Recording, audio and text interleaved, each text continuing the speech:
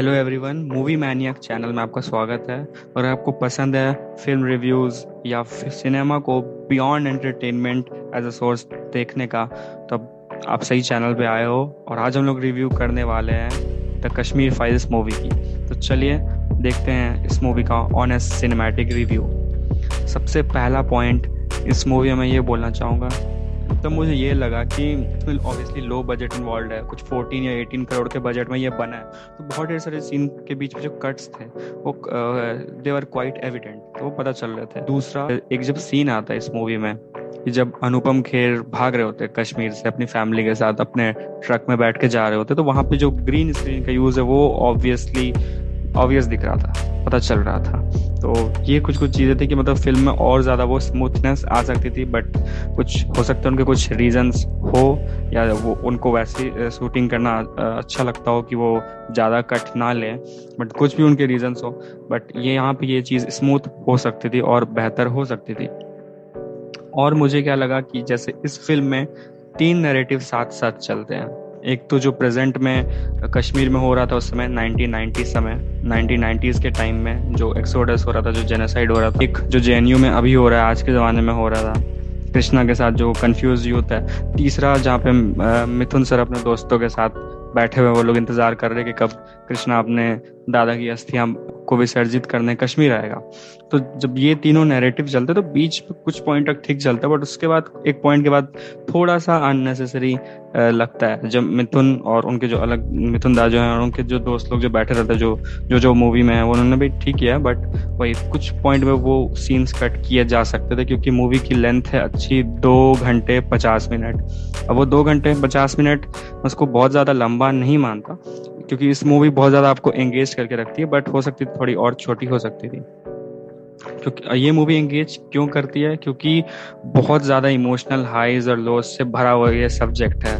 बहुत सेंसिटिव ये सब्जेक्ट है। क्योंकि कुछ लोग अपने ही देश में ऐसे रेफ्यूजीज बन गए और किसी को इतना नहीं पता चला, किसी ह्यूमन राइट्स वाले ने इतना सवाल नहीं उठाया। इसीलिए हम लोगों को वो बॉयकॉट कल्चर नहीं फॉलो करना चाहिए। According to me, we should be like more generous to every community. हमें हर कम्युनिटी के साथ ही सुनना चाहिए कि अगर ऐसा कुछ हुआ। हम लोग ज्यूज के साथ क्या हुआ सब जानते हैं, हम लोग ज्यूस का हॉलोकॉस्ट, उस पर मूवीज भी आई थी, शिंडलर्स लिस्ट जिसे बनाया था स्पीलबर्ग ने, बट हमें इसके बारे में कुछ नहीं पता था। और जब ऐसा कोई फिल्म मेकर करता है तो मेरे हिसाब से उसे अप्रिसिएशन मिलना ही चाहिए। बट एक्टिंग परफॉर्मेंस पे आते हैं। एक्टिंग परफॉर्मेंस में सब अनुपम खेर के बारे में बहुत ज़्यादा बात कर रहे हैं। He is also hailing himself. अगर उनके इंस्टाग्राम पोस्ट देखे जाएं कि जैसे हीथ लीजर ने जो जोकर में की थी उन्होंने वैसे इसमें किया, वो दिस दैट वो कंपेयर कर रहे हैं, बट मेरे हिसाब से ठीक है। बट एक्टिंग में एक्सपीरियंस बहुत मैटर करता है और उनका एक्सपीरियंस अच्छा खासा था। बट मुझे हिसाब से अपने कैपेबिलिटी के हिसाब से जिसने और ज़्यादा बेहतर परफॉर्म किया वो दर्शन था। क्योंकि Darshan was on a whole another level, specially जो लास्ट, अगर उनकी स्पीच जो थी 10 मिनट की, अगर वो आपने मूवी देखी अगर सुनी है तो यू कैन से दैट कि शायद ही किसी ने इतनी अच्छी परफॉर्मेंस इस मूवी में किसी ने की है। So his performance was really believable कि हो सकता है कोई दिल्ली में जेएनयू का स्टूडेंट हो and he is really confused. So या ये मैं ऐड करूंगा। और पल्लवी जी की परफॉर्मेंस काफ़ी कन्विंसिंग थी, बिकॉज एक चीज़ क्या होता है हमारे इंडियन सिनेमा में, खासकर बॉलीवुड में, क्योंकि जब भी लार्जर स्क्रीन में ऐसे कैरेक्टर्स पोर्ट्रे किए जाते हैं जो थोड़े बिहेवियर में विलन जैसे विलेंटिक होते हैं, तो उसमें हमेशा वो उनकी परफॉर्मेंस कैरिकेचरस लगती है कि वो आंख के रिएक्शन ऐसे ही देगा, वो ऐसे ही विलन के जैसा वो ठहाका मार के रावण टाइप हंसेगा। बट इस केस में वो ऐसा, मुझे यही डर था कि जब ट्रेलर देखा था कि काश ऐसा ना हो, मैंने ये सोचा था। बट और उस पर वो खड़ी उतरी, क्योंकि उन्होंने वैसा ही किया जैसा मैंने एक्सपेक्ट किया था कि उनको ऐसा करना चाहिए। तो वो भी काफ़ी बिलीवेबल थी, उनका भी बहुत अच्छा था। और इस केस में उनका परफॉर्मेंस काफ़ी कन्विंसिंग था। She is a really good actor. मैंने टू बी ऑनेस्ट इनको पहले कभी उतना इनकी कोई मूवीज़ नहीं देखी है, बट अब मैं श्योर इनकी भी फिल्मोग्राफी चेक करूँगा, क्योंकि उन्होंने बहुत अच्छा किया। और special kudos to Chinmay Mandlekar, because उनकी बात कोई नहीं कर रहा, क्योंकि वो शायद नेगेटिव कैरेक्टर है, सब बहुत ज़्यादा इमोशनल हाई में या लो में उनसे बहुत ज़्यादा लोग गुस्सा है। बहुत जगह से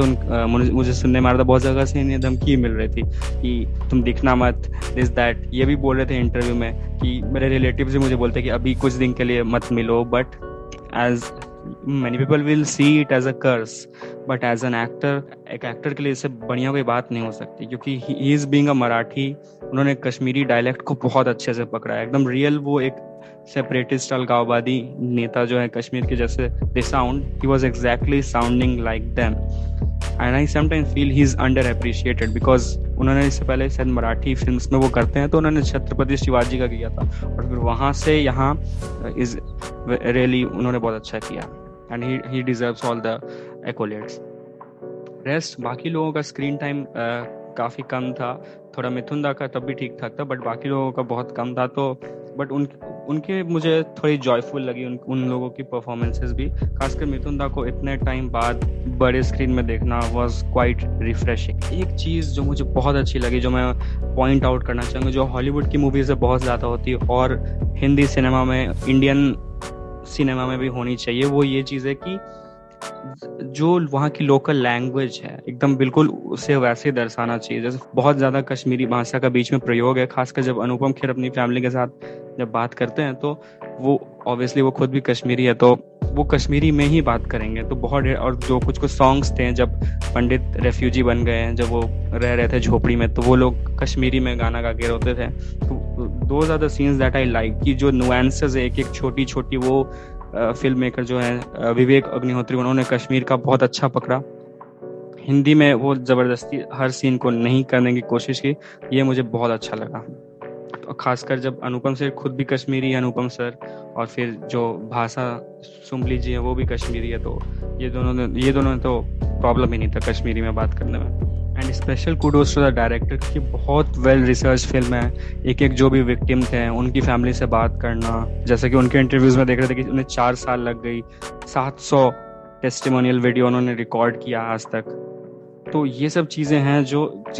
इतनी मेहनत जो थी लगी रिसर्च पे, अगर बहुत ज़्यादा जब रिसर्च होती है तो एक एक नुएंसेस, छोटी से छोटी चीज़ों का ध्यान रखना आदत सी हो जाती है, और फिर वो जो फिल्म बनती है वो एक कश्मीर फाइल टाइप फिल्म बनती है जो बहुत ज़्यादा ग्राउंड ज़मीन से जुड़ी रहती है, तो ये मुझे बहुत पसंद आया। और फाइनल सीन आपने देखा होगा सबको रो के निकलते हुए, तो क्योंकि जो फाइनल सीन है बहुत ज़्यादा इमोशनली सबको ट्रिगर कर देता है, एक तरह से मैं बोलना चाहूँ, क्योंकि हम लोग जानते हैं जो भी गिरजा टिक्कू जी के साथ हुआ था, तो फिर वो बहुत दर्दनाक था, आप यूट्यूब में भी चेक कर सकते हैं, तो उसके कारण सब लोग बहुत ज़्यादा ट्रिगर हो जाते, तो हम लोग बस देख के ऐसे रूह कांप जाती है कि ऐसा हुआ था, जिनके साथ हुआ होगा और उनकी फैमिली के साथ क्या बीतता होगा, we can just imagine, so that's why this story was like really needed to be told, so this was it. और फिल्म शायद ऑल टाइम ब्लॉकबस्टर की कैटेगरी में जाने वाली है, तो आई लाइक्ड इट, एंड हर इंडियन को ये देखना चाहिए, इसे विटनेस करना चाहिए। सो आप ज़रूर बताना अपने व्यूज़ कि आपको कैसी लगी, अगर आपको अच्छी लगी तो क्यों, बुरी लगी तो क्यों, कमेंट सेक्शन में, and do like this video, और सब्सक्राइब ज़रूर करना चैनल को, ताकि वो मुझे मोटिवेट करेगा और ऐसे अच्छे रिव्यूज़ और ऐसी चीज़ें सिनेमा के बारे में सामने लाने में जो एंटरटेनमेंट से बियॉन्ड वो चीज़ें हैं। सो अगर आपका नज़रिया अलग है सिनेमा को देखने का, सो आई थिंक आप सही जगह पे हो, and this was it for today. अगले वीडियो में आपसे जल्द मुलाकात होगी।